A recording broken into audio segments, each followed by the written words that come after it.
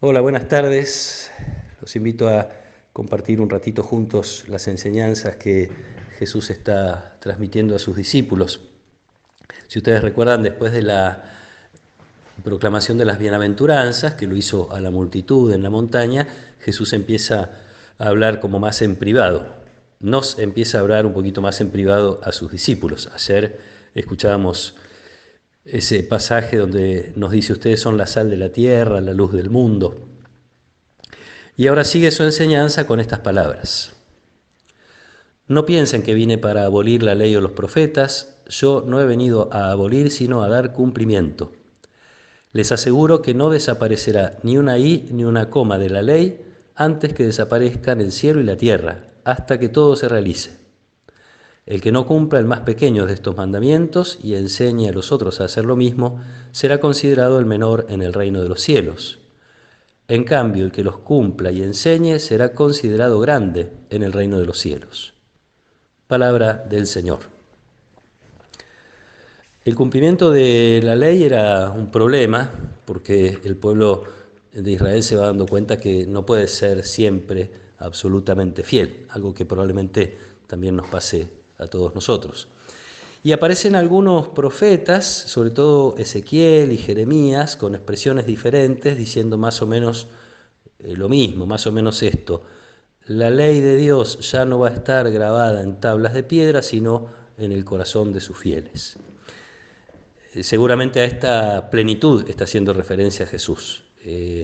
Había en torno suyo y de sus discípulos un montón de gente, sobre todo los fariseos, que cumplían estrictamente con costumbres, tradiciones, al pie de la letra, y que eran muy celosos del cumplimiento de esas leyes, pero que en algún punto se los descubría lejos del amor de Dios. Entonces es una ley que está todavía afuera. Y uno puede hacer un paralelo: cuando somos chicos nos prohíben cosas y nos exigen cosas, y muchas de ellas las hacemos porque está mandado, porque son las autoridades que nos rodean, nuestros papás, nuestros mayores, quienes nos indican lo que se debe y lo que no se debe. Y a medida que uno va creciendo, va descubriendo el sentido profundo de cada una de esas exigencias y prohibiciones.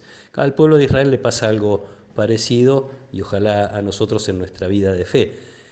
Por eso me parece lindo pensar esto que decía al principio. Jesús está hablando en particular a sus discípulos y hoy a nosotros, cumpliendo, yo diría, aquella promesa: el Espíritu Santo les enseñará y les recordará lo que yo les dije. El Espíritu Santo nos va haciendo, al escuchar la palabra de Dios, aprender estas enseñanzas de Jesús.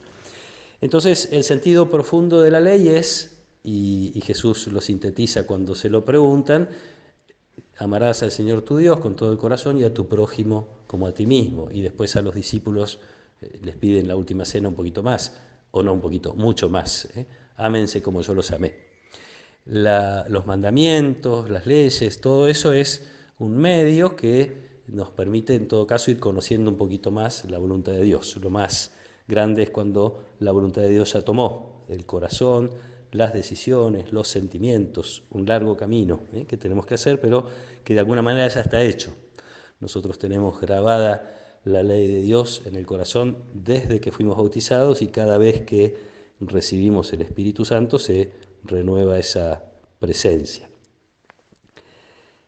Y también me parece que es lindo pensar y pedirle a Dios que nos ayude a sabiamente crecer, no solo en las cosas de la fe también, sino también en las cosas más cotidianas, donde nuestra fe se expresa, en nuestras decisiones, en nuestros tratos con las personas, en nuestros tratos con las cosas.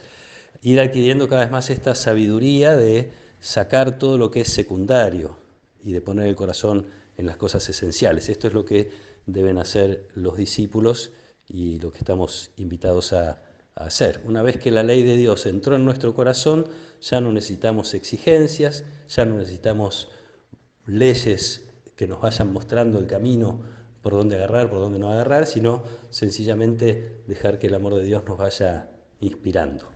Vamos a pedirle que nos regale esto: crecer en la presencia suya, en lo cotidiano, en las decisiones, en los sentimientos, que la ley de Dios vaya tomando nuestro corazón, que en definitiva es decir, que el Espíritu de Dios nos tome por completo y que todo lo que decimos y hacemos sea en función de hacer presente ese amor para nosotros y para los demás.